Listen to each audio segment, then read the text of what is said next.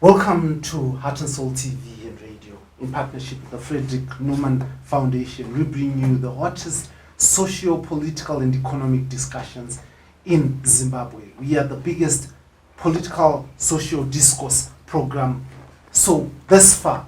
And this week we are going to be discussing one of the most important topics that have been going on through social media, the mainstream media, and Mumakombi.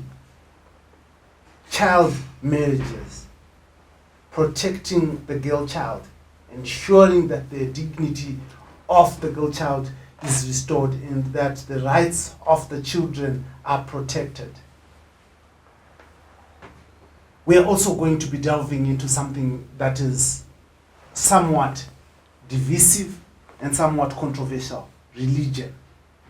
And to help us discuss this topic, I've brought in those accused of violating the rights of the girl child. We want to hear from them the issues surrounding this issue of child marriages, this issue of forcing children, the precious story that we hear of Memory who died at a shrine. We want to go deep into the matter, understand how religion and beliefs can affect the future of the children and their position on child marriages. Now, thank you very much for joining me in this show and welcome. Thank you, Blessed. I'll ask you to just introduce yourself and talk to us about your views over your understanding over the current issue surrounding Memory, and also the fact that the name of your church has been dragged into this. Just to start with your introduction, your position at the church and that aspect. Thank you very much. My name is Philip Mukucha, Prophet Labauma, Johanne Marange. Very true, there is a serious case which is going around, which is viral, about Memory Machaya, which is very sad. And we are here to explain and to maybe show the world that maybe we have been quiet, but it's not Johanne Marange who has been accused of doing this. So it didn't happen at Johanne Marange shrine. Johanne Marange is there. There is Sendinoa Taguta shrine. That's where everything is happening. So we came here to clarify and to prove that it's not Johanne Marange at all. Johanne Marange is out of it. Not even. Memory Machaya was not our member. Even the family is not our member. And the husband also, the guy, the perpetrator, is not even our member. Johanne Marange is out of it. It's Sendinoa Taguta, the church, in Marange. We only share the same location with St. Noah Taguta's church, that is Marange, and Mafararikwa area in Bocha. But we are separate churches. We parted ways in 1992 when Noah Taguta grabbed power from the here of Johanne Marange church, St. Clemens. Who is there, is leading the church, Ebabawake. And Noah Taguta actually, paakaona kuti atora zvinhu zva Clemens, he formed his own church, which is St. Noah Taguta Church. That's where everything is happening. That's what we came to clarify. It's not Johanne Marange, it's St. Noah Taguta Church. Yeah, I also want you to introduce yourself, Baba. Thank you very much for coming. Thank you. Yes, I want you to introduce yourself and maybe give us your position as a church in terms of early childhood marriages and this issue that is happening in as much as your churches are different. Are the churches different but behavior the same or what? My name is Nelson Matthew Chitate, evangelist Babauma, Johanne Marange's sect.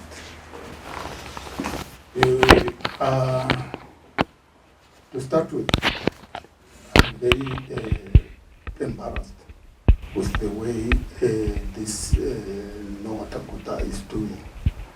Is tarnishing the image of the church, Johanne Marange, who is not part and parcel of him.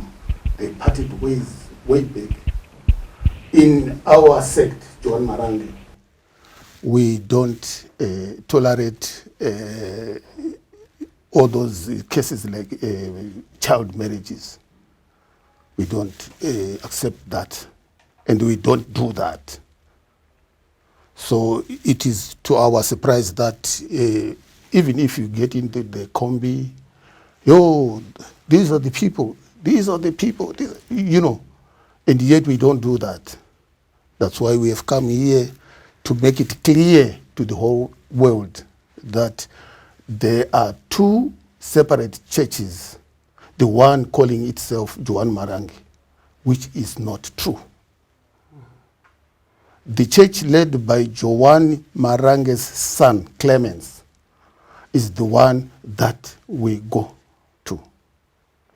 The one that all these things are happening belongs to, no, even if you go to the shrine, it's written Noah Taguta. It's not even written Johanne Marange. Even the church members there at Noah Taguta's sect, they even don't know that they are now being driven away from Johanne Marange to Noah Taguta. Maybe if they hear us saying this, they would be surprised to hear that. Let us talk about your church. How do you deal with these issues of marriages? Because, you know, from people sitting at home and also watching, they also look at apostolic sect as the same. You know, apostolic and stuff like that. What is your teaching and doctrine at your church? I'm Philip Watson Chikwaka, an evangelist. I'm also a member of the Johanne Marange sect, led by Clemens Johane Momberume, the son of Johanne Marange. First of all, I want to say a church is an image of God. Kuchurch ndo kunoonekwa zvinhu zvakanaka, zvine mufananidzo wakanaka. Kune mucherechedzo wezvinhu zvakanaka zvinoratidza Mwari. Hakufanire kuve nechinhu chinosuwisa chinoitika muchechi. Chechi inofanira kuve nepicture yekuti variponzi vakaiona vanoona kuti izvi zvinhu zvine chekuita naMwari. chechi inotungamirwa na Johanne Marange haitendere machild marriages. It's a mockery. Mukanzwa vanhu vachitaura kuti kunorotwa. Mukadzi haana kuchipa ati kuti ungangorota mukadzi wotoenda woti ndakurota wotomudhonza kuuya kumba kwako. Vakadzi havana kuchipa zvekudaro. KwaMarange unototsveterawo musikana kunyenga, shortcut yekuti kunyengetedza. Ndio panobva wedzere kuti kunyenga kunyengetedza. Munhu anogona kubvuma kana kukuramba uchitoitawo matactics, but maziso ako achiona kuti munhu wandiri kutsveterana naye amachuwa kuisa mumba. Une mwoyo wemubereki, kwete kamwana kari kutendera pamasocial media kaine nhumbu, kamwana kari kuratidza kuti kane 10 years zvekuti otherwise 13 years dziri kutaurwa is a lie. Kamwana kachiri kadiki zvinotosirisa. Munhu unofanira kumombe chaiyo inoteera mombe hadzi yako oneka kuti yamachuwa. Ko munhu akaitwa mufananidzo waMwari anofanira kuve nezvakanaka zvakaita sei pakuvaka imba yake. Anofanira kuve nemufananidzo wakanaka pakuumba imba. Saka kwedu KwaMarange hakuitwa machild marriages. Tiri pasi pehurumende, mutemo waiswa nehurumende ndio watinoteera mumashure mawo. Sevanhuwo hurumende isati yapindira tinofanira kuve nekufunga kwevanhu nekuona kwevanhu kuti zvandiri kuita izvi ndinofanira kuve nepfungwa dzemunhu asina kudhakwa ari normal. Hatifaniri kunobata tuvana tudiki. Uri kudei pamwana mudiki? Munhu haufaniri kuve munhu wokutyirwa kusiyiwa kana nemwana mumba. Mukaona munhu akabata mwana uye kana mukamupa mwana muchecha musikana kuti abate pamaoko anogona kungomuabuse. Munhu anofanira kubata mukadzi, kudanana nemukadzi akutaridzika kuti ave mukadzi, ari kuonekawo pachimiro chake kuti mukadzi. Ndo zvatinoita isu KwaMarange. Tiri kurarama mutsika dzevanhu sevanhu. Ndodzoka kwamuri. This thing here that you are untouchable. You know, we have seen pictures of political leaders being at the shrine. Now, I'm not very sure which shrine they've been coming to, the Taguta or the Marange one. But, and since this issue of memory has been happening, it appears that there has been no action to arrest. Is this the Holy Spirit protecting the prophetic people? Not kungoona images atinenge tichiona pa online nekuti zvakaitika kwatisiri futi zvakakufanira kuti kurunzi kumasvingo kwabiwa. Saka kuti tizive kuti zvinofanira kuitwa sei, ma investigation ari kuitwa kana kuti ari kuitwa asi takangoona tsamba yekunzi ma investigations ari kuitwa. Asi chokwadi ndechekuti hazvisi kuitwa kwedu ba. Ari kutoitwa kwakaitikira nyaya mhosva iyi. Kwakaparirwa mhosva kwaSendinowa Taguta. Ndiko kuri kufanira kuenda ma investigations. Inini sekufunga kwangu ndikufunga kuti mapurisa sekutora kwaakaita ari kuitawo ma investigations awo kuti asunge. No one should be seen as untouchable. Handifungi kuti zvingafambe zvakanaka kuti ungaite mhosva yakadaro ubva waitoita untouchable. Handifungi kuti zvingabuda zvakanaka ba mararamiro edu sewanhu. Saka isusu nesuwo KwaMarange kutouya kwatazoita nhasi kudai, isu tagara tiri church inogara iri lie low zvakanyanyisa kwazvo kuti vanhu vanotofunga kuti dzimweni dzenguva mwana vachabvunza kuti ko minge makanyarara nguva yesei pachingonzi chakati ini musingapinduri sei. Pese pakabva 1992 vazhinji vanhu vechikuru chaivo vanoziva chechi inonzi Marange vari kuzvibvunza kuti ko Marange apindwa neiko, Marange apindwa nei. Asi asiri Marange ba, kubudikidza nezvinhu zvakawanda zvinoitika munozviziva imi. Asi nhasi tazosimudzwa nenyaya yekuti akuona United Nations dzakubudawo mastatements, kwakubuda mastatements na BBC nyika yese yakutoti Marange. Ndozvazoita kuti ngatisimukei tiende tinobvunza. Asi by nature Marange has always been media shy. Tinoparita, tinofararama muvanhu, tinobatsira vanhu, tinoita zvese, tinonamatira vanhu, tinoprofita vanhu. Asi uye vanhu tinobatsira vacho hatendi nekamera ba. Tinototi no kamera toenda tinobatsira todzokera. Saka we have been like that. Ndozvaizikanwa chikare chaizikanwa Marange wa 1932. Na nhasi ndozvatino maintain. Asi chatisimudza nhasi vakuru vati iyi nyaya nyanya kuvi. Marange wakanyaraririko nyaya ichiramba ichinetsa, mwana uyu akanyanya kudupuka, wakuita sei kweyo. Ndosaka tazoya kuti zvose zviri kunongedzwa vanhu asiye Marange kubva pa 92 kusvika nhasi Marange asiyeba. Marange ariko ari kuita basa rababa wake raakasirwa nababa wake according to the constitution yaMarange yekuti basa iri richapedzwa nevana vangu. Muataguta haasi mwana waJohanne, akanga ari mwana womukoma waJohanne, haasi mwana waJohanne. Akangozogrebha power aona paita through kutrustwa kwaakanga achiitwa, vanhu vachiti pachipostori tingabirana here chinhu chakaita sechichi. Zvinozikanwa wani nesangano rese, zvinozikanwa rese nepasi rese kuti upristi huchafamba nenzira yaAroni, upristi hweropa. Iye akatora mukana iwowo akabva angogrebha power achibva atotora ndokutotanga kunzira. Asi zvakanga zvakataurwa kare. Johane akanga akazviprofita kuti ndaona paita munhu abuda nevanhu vakawanda kwazvo asi vanhu vapinda mudzivo munomu. Ndachema magemenzi wakanga wari pamusoro pegomo, akachema magemenzi akada kuita kunge achabvaruka nemhepo, akati zvikanzi Mwari saka makanditumirei kana vanhu vakadai vakawanda kudai vachirasika. Ndizvozvo zvatakaona. Saka isusu tinenge takatarisa tichiona kuti ona kuenda nevanhu mudzivo, asi zita redu ndiro rava kunyanya kushatiswa, raakuendeswa mberi. Pavanoita zvinhu zvavanoita zvokuti waopena mastadiums, vaita zvakati, vane chikoro chavaita, vanonyatsopronounza zvakanaka kuti sendinoa. Kana even mimi wemedia munonyatsopronounza zvakanaka sendinoa stadium, sendinoa high school, zvese. Epano pauya nyaya yakakura kudaiwo makuti Johanne Marange. Johane apinda papi? Johane akazvigarira ari kuita basa rake, ari kuteera mitemo ya1932.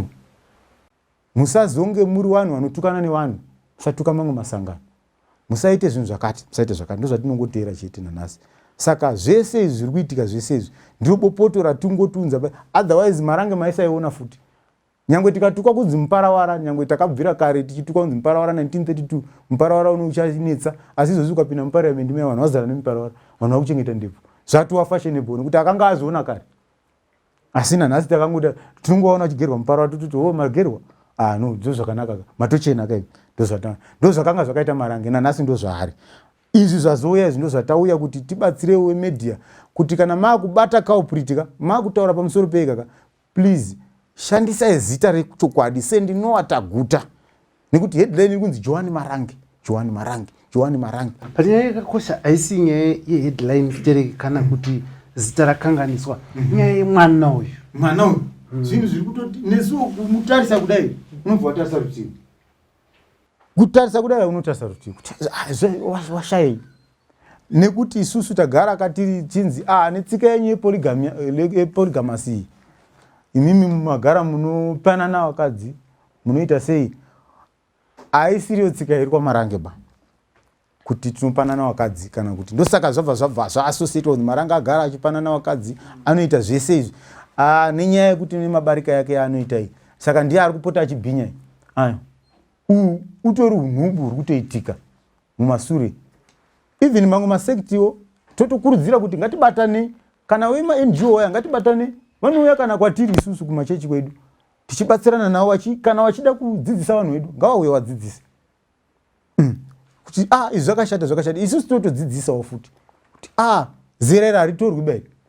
Amene zvenyu anenge asungwa, ukabatwa unenge wasungwa, not as Johanne Marange, unosungwa as an individual, semunhu watadzirawo ari kune chechi yake. Ndo nyaya yedu chaiyo kuti iri zera iri zvitarisiki ba. Tinokurudzira kuti zvakwanisa mutemo washanda nesimba rawo, washandisa simba rawo chairo kuti itsika imire nekukurumidza, nekuti tsika ichatinyadzisa isusu senyika, chechi sepostori.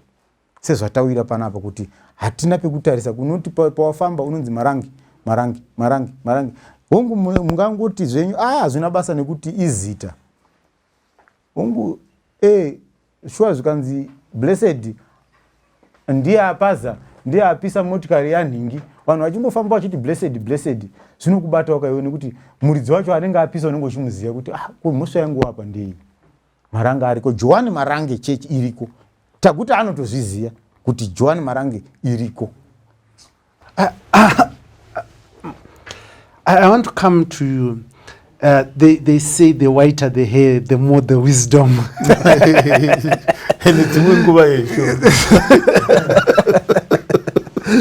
Yeah, but what is your teaching as a church? Because the issues, there is an underage girl, but her life could have been saved. Dayanga kawana proper medical attention. Dayakaenda ku proper hospital where there are people who could help her. What is your teaching in terms of access to health care, access to facilities, even for women in your church? Zvakaita muchechi medu ndikataura ndichiti hakuna mutemo unoti munhu ngaarareme zvakadai, for example kuenda kunorapwa kuchipatara.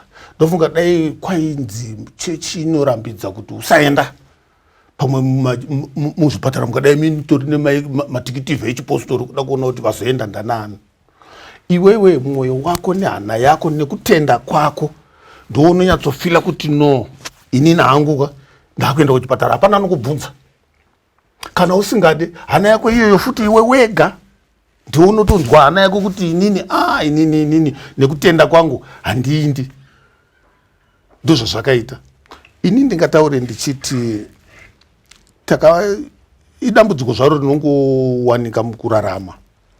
Vamwe vanozopedzisira vakutora chechi yoita sekunge iri kuvapa mutemo wekuti anenge angoonekwa achidai imhosva, anezenge aonekwa achidai imhosva. Aiyo, haina kudaro. Hazvina kudaro. Imi munoenda here kuchipatara mukadzimbikana? Inini nekutenda kwangu sekureva kwandaita, ndikange ndarwadziwa inini nekutenda kwangu nezvandiri, ndinodecide kuti ndakuda kuenda here kana kuti handisi kuenda. Ngatimboti mwana wangu, ngatimboti paita kana kuti immunization iri kuitika kunyange kuzvikoro kuya kunongwerekana kwauya vehealth veve wongouya pachikoro, vana vedu isusu vanotobaiwa. Handiti baingwaka vobai program yehurumende, but isusu wose vapostori handiti mabaiwa tivana zvinenge zviri zvinyowani maybe kwavari tabaiwa tadei aiwa vanangu aiwa ndizvozvo tovasunungura vana vedu kaveve handiti vavapostori zvavo pakare. Hatigone kuita against hurumende kuti hurumende iri kuti zvakati isu toti aiwa isusu hatidaro, isusu aiwa isusu hatidaro.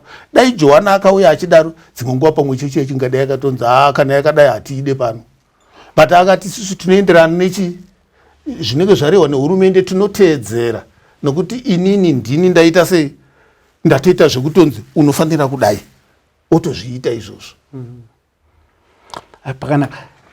Ndoyakwamuri mufundisi, munoita muchitseketudza muchinyatsopinda mumongo. Imimi takatarisana nenyaya iyi, chii chamungaona chingaitwa kuti tiprotecte vana vedu, especially hongu it might not be happening in your church as you are saying, but you are in the larger community and you are also worried about the children, as you said. What is it that the religion that you are in can do to ensure that these things do not continue to happen? First of all, chinoda kunge chiri tora nzvimbo pakuvamba, kuve nerudo. Rudo chairwo pamwoyo pako panofanira kunge paine rudo. Irwo rudo runofanira kulida, kutungamira. Munhu ukave nerudo mumwoyo mako haudi kuitira mumwe wako chakaipa. Ukazofunga kuti mwana wangu ari grade 5 atorwa kunoitwa mudzimai nemumwe murume, pfungwa dzako dzofunga zvakanaka zvakatambanuka, unoona kuti mwana wangu akuitirwa chinhu chakaipa. Newewe kuchishona vanobva vati mwoyo inzwa newako. MuBhaibheri vobva vati ita kune mumwe zvaunoda kuti zviitwe kwauri. Saka izvozvo zvoda kuti zvidzidziswe, kunoda kuinforcewo mutemo nenyika kuti zvinhu. Saka vehurumende kana vakuti kunda isusu kufunga zvakanaka, isi tiri kutaura zvekuti tina Mwari, tikadaro tadzokera kumashure shure. Kuti kana hurumende nevemaorganizations vachifunga zvakanaka kuti vana vanoda kuti vachengetedzwe. Even mumamisha matinogara mune ve-CPU, Child Protection Unit, ma-Child Protection Committees anenge arimo mumamisha matinobva, ekudzivirira kukanganisirwa kwevana. zvichiitwa mumacommunities. Ko kangani isu tinotaura zvekuti tauya naMwari kuvanhu, tinofanira kuve nedziviriro yakakura kuvana vedu. Tinofanira kudzivirira vana vedu zvakanyanyisisa kuti vana vedu vasapinde mutsekwende dzakadaro. Vanoona most of the times we have seen at Heroes Acre there's actually a space for the Apostolic Church. You have been, as apostle, not as Johanne Marange, but as the Apostolic Church, have been playing a major role in politics of this country. Some believe that this is why there is this ticket of abuse that is happening. How do you look at that? Izvozvo handizvitambire zvakadaro, nekuti mukukuro kwandaita ndinonzwa mapoliticians vari kuti vakapara mhosva vari kusungwa, vari kuita macases erepi vachisungwa vachitonopika, asi ndo mapoliticians. Ko kana isu tiri vekunoomberera chete nekunoimbira, tinofanira kusungwa kangani kana maactivists vachisungwa? Iyo haingave defense yekuti tityore murawo. Ende vema-human rights vanofanira kuti vatibatsire kuchengetedza vana, vana vasambunyikidzwe. Mune vana here? Hongu. Kune vana vasikana? Ndine mwana musikana hongu. Pamukuona zvinhu zvakadai, so what is it that comes into your heart as a father of a young girl as well? Inini pandakaona picture yemwana iyeye, mwana ari kuratidza ungani asati ane 11 years akatakura nhumbu, handina kugona kudzokorodza kuramba ndichitarisa picture iyoyo. Ene ndakanetseka kuti mwana uyu akatoendawo here mucommunity munogara vanhu, vachitoonawo kamwana kakadai kakatakura nhumbu, kachitohwetawo kachitobikawo chikafu vachitipawo yamuroora pamusha. Handina kuona sevanhu vanofunga, vanhu venzvimbo iyoyo. Vanhu vari kuda kudzidziswa zvikuru. Ende mutemo kune vanhu vekuti vamwe kana mukavadzidzisa havadzidzi, vanodzidza kana mutemo watora nzvimbo yawo, ndo pavanozoita zvinhu nekuda kwekutya. Saka vanhu vakadaro vanoda kuti vaisirwe zvityiso zvokunge vachitorwa vachigara kunzvimbo dzavakafanira, kumajeri vachisungwa. Vana vanoabhusa vana kudaro. Ndo muonero wandakaita ini. Amazing. Maybe I'll come to you. Do you also have children or a girl child in your family? Ndine mwana mukomana wana. But chidzidziso chamungapa to your son in handling women after all this, what would it be? Not just your son, but the sons also who are watching, and even the adults at that Taguta church or any other church that practices this. Ndinongopa vana vangu kuti regai dzive shiri mazaya haanachi muto. Mirirai kusvika vana vasvika nguva dzavo, pfimbai vanhu vabva zera vakunzi dzatsikombi dzamumaketi, dzakuonekawo kuti ukauya nemwana wangu ukauyawo uine muroora, ndinomutarisawo kumeso ndoti aiwa muroora, kana achitipfugamira ndinoona kuti muroora. Haikona kubata vana vadiki, kungava mukutamba kwavo, tinotovaedza kuti wataridzira kuti onai zvaitwa apa, chinhu chinonyadzisa. Hachinyadzisi chete, chinonyadzisa mubereki waunotamba naye, kwaunoendera kutsime, kwaunodiwe zvese. Saka zvinongoshungurudza kuti hongu chinhu chinenge chaparwa nevana, chinenge chaitwa. Angava dai ndine mwana musikana yeye, ndotomutora mwana yeye, ndikutomutorawo semwana wangu, kuti shuwa kana vabereki vacho vengo varipo vachisiya mwana achienda kuti atotorwa, ameno pamwe tichazonzwa ma-investigations aanyasobuda kuti vakatomusiya futi here atotaridza kuti mwana akatosvika nguva yekusununguka, kureva kuti 9 months, kureva kuti pane kutowirirana kwenge kuripo, dai pasina kuitika mhosva iyi yekuti pakazofiwa, kureva kuti zvinhu izvi hazvisiri zvintsvaka izvi, nekuti 9 months mwana akatozvitakura akadaro. Inyaya yekuti unoti anenge achizvitakura achienda kuti pasina wengu akamuvharira murumu kani. Ndo zvinhu zvatinongoti tinokumbirisa kuti also nemachechi dai tabatana semachechi, especially isusu machechi enguo chena, tiite chisungo chimwe chete, tibatsire hama dzedu, tibatsirane pachedu. Hachisi tori nguva yekutoramba takangonongedza kuti taguta kwakuchitoyanasoona kuti nekuti zviri kuitika kwakawanda. Saka tochibatana semachechi kana tikakwanisa kuita makonferensi ekuti tidzidzisane kuipa kwakaita seuku, tidzidzisane futi kuti izvi ngazvitochimira nekukurumidza. Ichi chatova chiziso kwatiri kuti dai zvamirawo mangwana pamwe unozonzwawo kuti pana azviitawo kwaMarange, wotoona kuti iyi mhosva yake. Isusu totobatsirana kuti chechi inofanira kutobatsira kundokuripota kuti zvaitwa izvi hatizvitarisiriba, uyu yambate munhu tatomutadzana kuti tinochiparidzira vhangeri, tinochiparidzira kuti vanhu vaone muono wechinhu chakanaka. Saka semwana sebabawo ndinorwadziwa kwazvo kuti dai mimi mediawo fushi mafambisa wamasoko eya kuti vanhu tionerane pamwe chete. Uyu adonha uyu atodonha anofanira kusimudzwa futi nevanhu kuti aite munhu kwaye.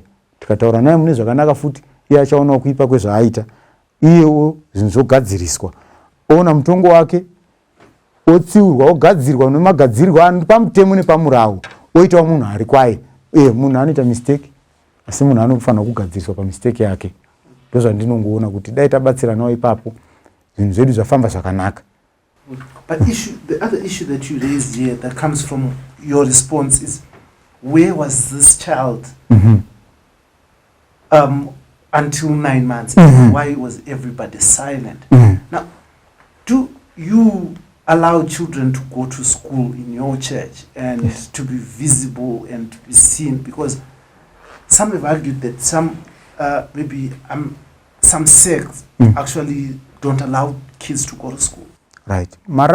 Johanne Marange akauya achitodzidzisa vanhu kuti endai kuzvikoro mundodzidza muite mabasa enyu, asi nyaya ye-indigenization chaiyo yakatanga naJohanne. Ndosaka muchiona vapostori kazhinji hamuwaoni mumakambani, asi now tinawo vari kumabhengi, varimo musociety, kumauniversities, tinawo vakawanda chaizvo. Johanne Marange akauya achiti vana ngavaende kuchikoro vadzidze vasenze, asi nyaya yakenge yakanyanya kufokasa naJohanne Marange yakenge iri ye-indigenization. Ngavaende munana poli, vaende munana vocational colleges, abva ipapa akapenda, electrician, makanika, ondozviitira basa kuitira kuti tizokwanisa kuchengeta sabata. Ndo nyaya yakenge iripo yakenge yakakosha chaizvo. Saka isusu hatirambidzwi vana kuenda kuchikoro, zvekuti handisi kuziva kuti mwana uyu anga achaenda kuchikoro here, because 9 months dzaatakura idzi. Unoziva inyaya iri kumedia, hauzozivi kuti zvandachakubvunza kuti 9 months idzi akadzitakura, nekuti kana tikabatsirana sesociety ini ndokwanisa kuti unomangara muvakidzani wangu, pane kamwana kandiri kuona kari kutanga kakazvitakura, ndotoenda pamapurisa. Kamwana ikaka karutadza kuti kamwana kadiki karutadza kuti kakazvitakura, chimboya mudongorera apo vanhu votodi. Asi mwana uyu atotora 9 months mucommunity yacho varikugara pai pacompound here, varikugara pai. Ndo zvinhu zviri kutinetsa isusu vapostori vedu, vana vedu vanoenda kuzvikoro. Vana vedu isusu chete chatinoita, tinongoita zvedu zvatinoita zvekuchechi, kunamata nezvekuti vana musociety hatifaniri kutsaura vana vedu musociety, nekuti tikavatsaura ndo paunozoona vanhu vakubhinya wana, mwana uzoonekwa ane 9 months atobhinywa kana kuti asingatauri. Isusu vana vedu vanofanira kugara vari musociety. Johanne haana kutsaura vana musociety, haana kuuya netsika iyo.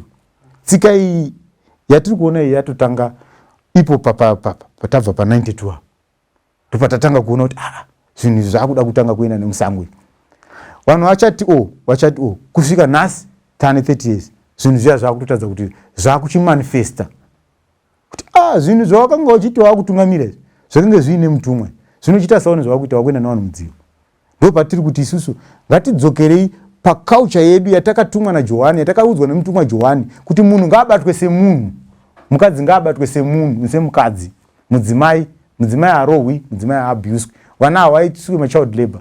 Inoenda munosenza, kusaite barika rausingakwanisi kutakura, kusangotuta. Munhu haatori mukadzi kwaJohanne Marange zvinorambwa. Munhu angotuti kutora asingaroora asingandobvisipo. But zvinonzika kana une vakati wandei une power.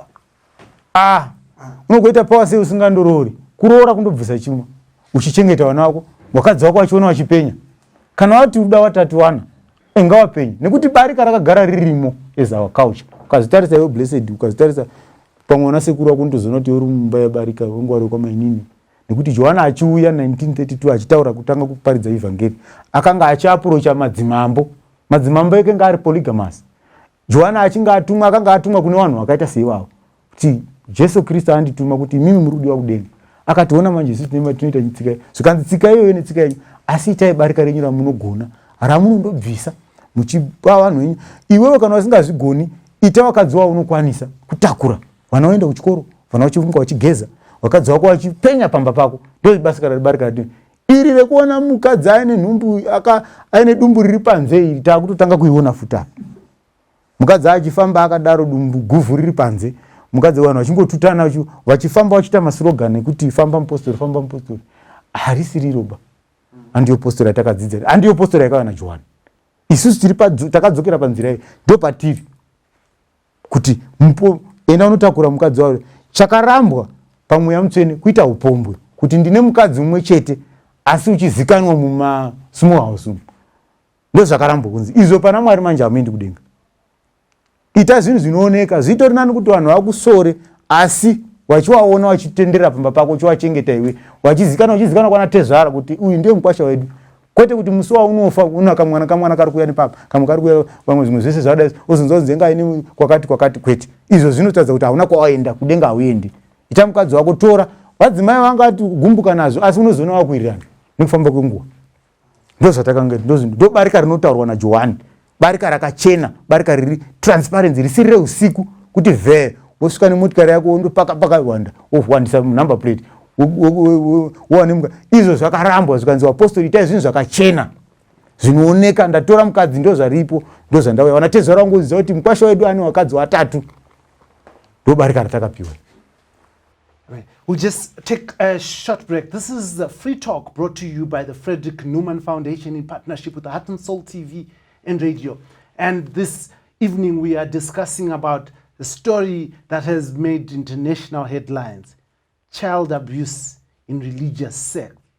And my panelists here are saying it is inhuman. It should not be allowed to continue. It must be brought to an end. We'll be back just now.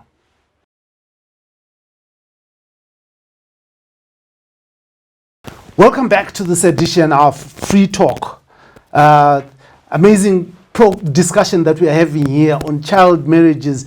In fact, some have chosen to say that it's not a child marriage because children do not consent to marriage. Now, the Zimbabwean laws actually say that children under the age of 18 cannot consent to marriage, and they can also not consent to any sexual conduct. Anyone who engages in sexual conduct or marries anyone below the age of 18, the age of legal majority in this country, would have committed an offense. And the country, the world, is appalled with what has happened in Marange at the shrine of Noah Taguta. But it has also brought in an aspect that I want us to discuss. What would you say to someone sitting there and looking and say, "Mapostore haite," you know, because this is now the view that is out there. People from the apostolic sect are seen as people who abuse children, who do not seek medical treatment. They do not want their children to go to school, you know, and a whole negative things. But from what I'm hearing the evangelists say, you're talking about whole different things. What would you say someone listening to you right now and has a negative image about the apostolic sect? Isusu sela apostle and ndinoona hangu kuti tagara tingori vanhu vai vanenge vachingotariswa sekutaura kwamuri kuita havadi kuendesa vana kuchikoro zvakangofanana nekuti imimi ipo paibe mukanga matadza kuendesa vana venyu kuchikoro mamaketa chechi zvisiri izvo vanhu vese vanenge vachingoti apostori havaendesi and yeti ndiyeyo munhu chete asina kuendesa vana vake kuchikoro. Saka ndiri kutofungira kuti dzidziso sekutaura kwatiri kungoita vapostori vanhu vanonyanya kuteerera maleaders avo mutungamiriri akangoti zvakati vanoita sei, vanodzidzisa ngavasvike kunodzidzisa. For example, pakesi iyo yatukutaura nezvayo yemwana kuna iye Taguta, ikoko ndokunobva chikoro chekuti anogona kuudza mafollowers ake vachitoteerera, unlike kuti kana pakauya any organization iyo zvese zvekunzi kuenda kuchikoro, zvekusika medication, zvese zvekunzi vanoroora vana vadiki, zvikatanga zvadzidziswa iye wacho mutungamiriri, nokuti zvinhu izvi zvakaitika pashiraini, imagine paanotove iye mbune, izvi zvatongobuda chete because yedeath yakazoitika. Zvingari zvanga zvichiitika zvichirova, kufunga kwatiri kungoita hatikuti toite nezvatinoziva, kungofunga chete kuti ko zvingani zvinoitika ipapo zvichirova, dai kusiri kuti apa zvaburitswa nerufu, kureva kutoti iye mbune mutungamiriri wacho anotova neruzivo rwokuti ndozviri kutoitika mukutungamirira kwake. Saka dai dzidziso kana iyo hurumende dai ikatuma vakakodzera kuti vanotaura naiye wacho kuti iwe uri kumbofunga sei kana kuti uri kuona sei zviri kuitika muvanhu vaunotungamirira, and west during your presence, both pashiraini paipeka hapana paangamboti handizvizive nokuti anenge achitowopo. Saka izvozvo izvo zvinoita kuti nyaya yaitwa nemunhu wani inoipisa tese. Mukona kuuya kwatatoita kudai tabatwa nenyaya yekunzi Johanne Marange, kana ukangobvudzwa nemunhu enyu ndevaive kuuraisa mwana avo, kuti unyatsoedza kuzvijustifya kuti no isusu inini handisi ikoko ndiri, zvinotonetsa because wada kuramba nokuti paane mhosva, hatiti maona. Saka ndiri kungoti hangu muchidimbu nyaya dzakadai dzinenge dzichida kuti dzipuwe dzidziso kuvatungamiriri vacho, ndokutoti tuone response iri positive. Otherwise kana pasina izvo zvongoti vamasangana navo mounganidza motaura navo havakuteererei, havateerere, vanotoda kuteerera shoko rinobva kuti mutumwa ati zvakati, vese kuti nai vakutoteerera. Saka ikoko ndokutoda kutosvikwa. Tunoona mapicture evatungamiriri, takamboona President Emerson Mnangagwa, takamboona Vice President Chwengu, vanenge vachiuya kwenyu here? No, havasati vamboya. Hamuna vakuru vepolitics variko kwenyu? Kwedu hatina. Ndochokwadi chiripo. Kana vari hapa hakuna. Mungati chii kune vanhu vanofunga kuti mapostori akuhwanda nepolitics kuti vaite zvavanoda mukubunyikidza vana, especially panyaya yekuti zviri kutaurwa, things that are being said is basically that the police have not acted up to this point because of political connections. Izvozvo ndo zvinonetsa kunyange nesu tese kwatinenge tiriwo isusuka sezvinhu zvisina kuitika muarea medu kana kuti kudivi redu, kusekti yedu, tinenge tichitofunga kuti pamwe zviri kutofamba izvi, polisi iri kutoita mainvestigations ayo, ende zvese zviri necessary kuti zviitwe panyaya dzakadai, pamwe tikutoti zviri kutoita se zviri kutotora nzvimbo. But kana vasina manje vanhu vanenge vangoona kuti patinga president vakaendako kuinga vanenge vachitaurana nanhingi vakuru, vanhu votongofungidzira vacho kuti asi ndo here zvavakuhwanda nazvo. Hamene kufungawo kunenge kwakuitawo vanhu, ende hatimbogona kutiza kubva papoindi yacho iyoyo kana kuri kuti polisi inenge isina chayakazoita. Muvakiri, tichagirewo kavhesi, mumbotipawo shoko rinonangana nekutsiura nyaya iyi, timbopinda mumwoyo yevanhu vanzwe. Mubvunzo wenyu wakanaka.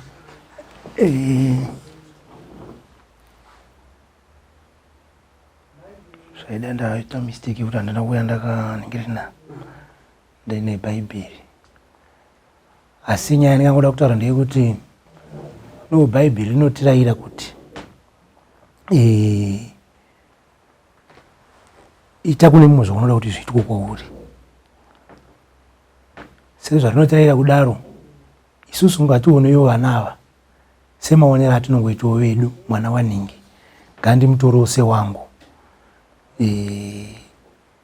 kuti isusu nyika idzidzewo zvakanaka kubva kwatiri isu tinoshumira shoko raMwari. Tibate vakadzi, a girl child, semunhuwo, nekuti vakadzi vane chekuitawo. Ukatarisa mambo Jesu akuroverwa, vadzidzi vakanga achifamba nawo vakamutiza, asi vakadzi vakaramba vakamira naye.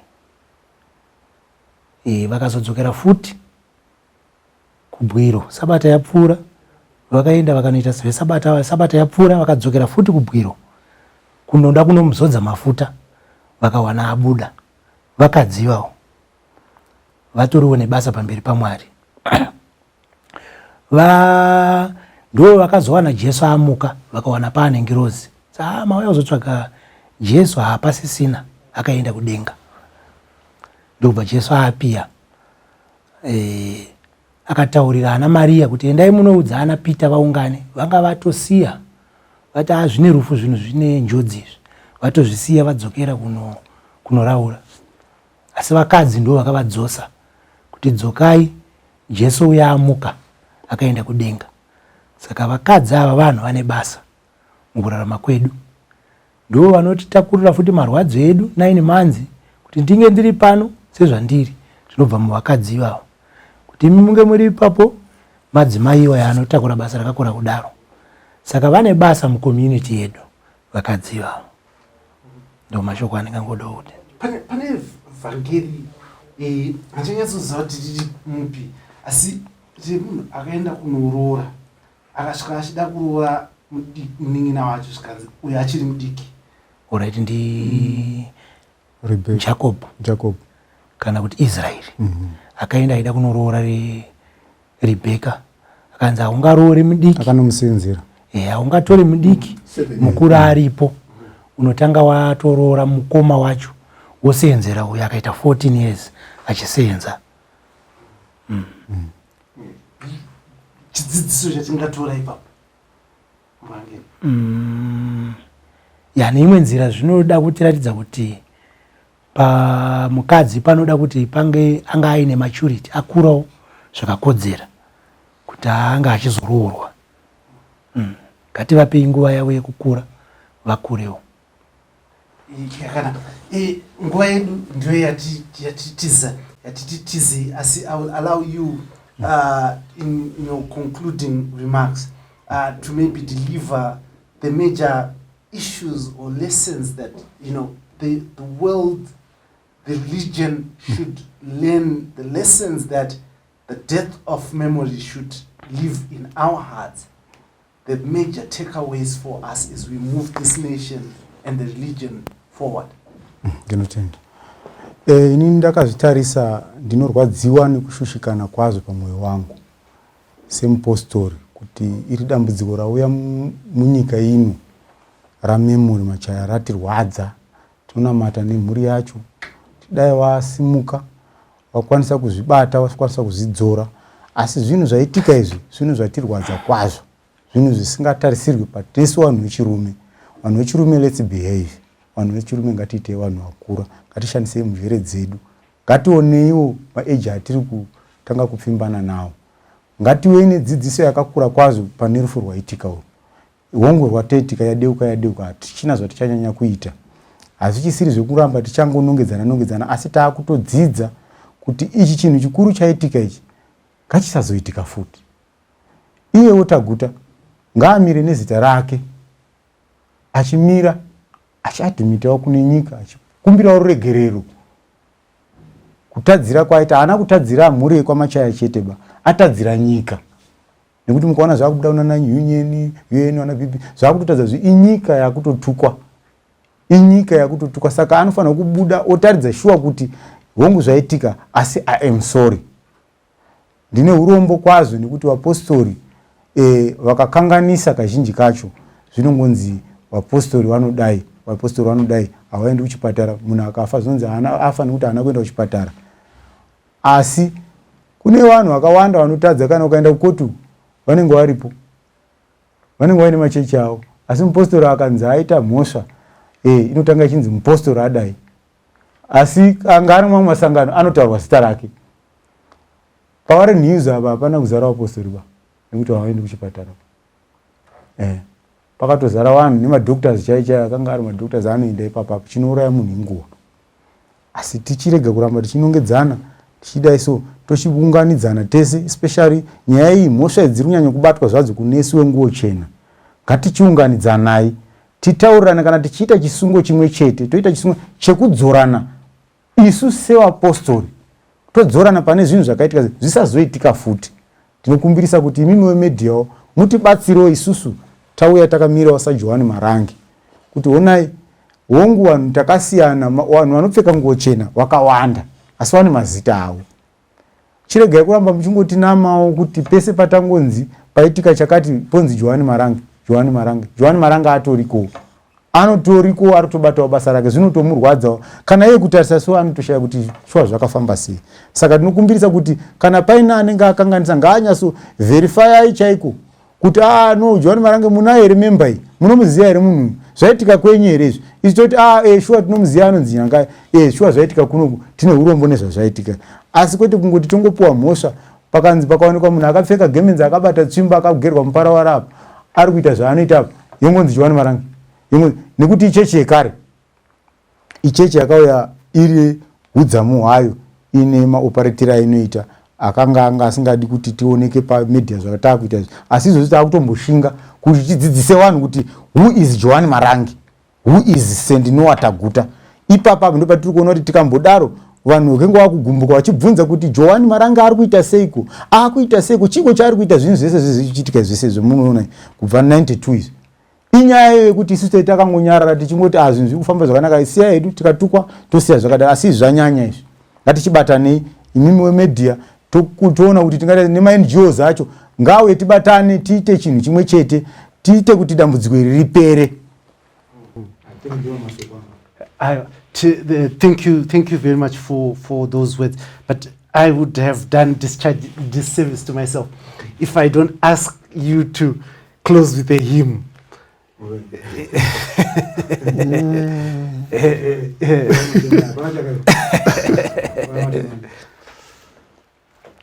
Rumbo runongoimbiswa kazvaro takagara. Takagara auri. Apo toropito yake Mwari inorira kwazvo, ichitaura kune vose kuti uyai, tese tinobvira kwenda iyo hako sare nemazita edu achazodaidzwa, kuti ndodaidzwa ndiye, kuti ndodaidzwa ndiye, kuti ndodaidzwa ndiye, kuti ndodaidzwa ndoendo wayo. Asi isu vevapostori hatizotye kuendayo, Mwari ndiye baba wedu akanaka, Jesu Kristo ndimponesi ndiye anotonga uzi, zita edu achazodaidzwa, kuti ndodaidzwa ndiye, kuti ndodaidzwa ndiye, kuti ndodaidzwa ndiye, kuti ndodaidzwa ndoendo wayo. Hallelujah. Thank you very much. Thank you for joining us here on the Free Talk, proudly brought to you by the Frederick Newman Foundation and Heart and Soul TV and Radio. Now, you have heard the message. The message is clear. We need to respect each other. The evangelist was clear. The word of God says, do unto others what you would want done unto you. Would you want your own 10-year-old child to be married, to be pregnant, and to die because you rushed them into it? Would you want that? Let us search our souls as a nation. Let us search our souls as a religion. Let us search ourselves as people and get to that point of making a difference, making a better world for every young girl child out there. And you have heard the wisdom that has been shared in this panel discussion this evening. And I hope that you have learned a few lessons and understood the issues that have been raised. I also made a clear distinction between Johanne Marange and Noah Taguta. And we hope that justice for memory will be gotten. Justice not only for memory, but all these young underage girls who are being taken into this painful experience. No to early childhood marriages. No to girl child abuse. This is me, your host, Dara Blessed Mhlanga, and thanking my amazing guests for joining me this evening and sharing these powerful messages. Until next time, thank you for joining us. This was the Free Talk, proudly brought to you in proud partnership with the Frederick Newman Foundation and Heart and Soul TV and Radio. We believe that dialogue is the crux of development. When people talk to each other, when people listen to each other, development happens. On Free Talk, we believe in political dialogue, economic dialogue, and social dialogue. Everybody must be heard. Everybody has a right to be heard. Free Talk, talking that moves nation. Free Talk, talking that makes a difference. This is the Free Talk.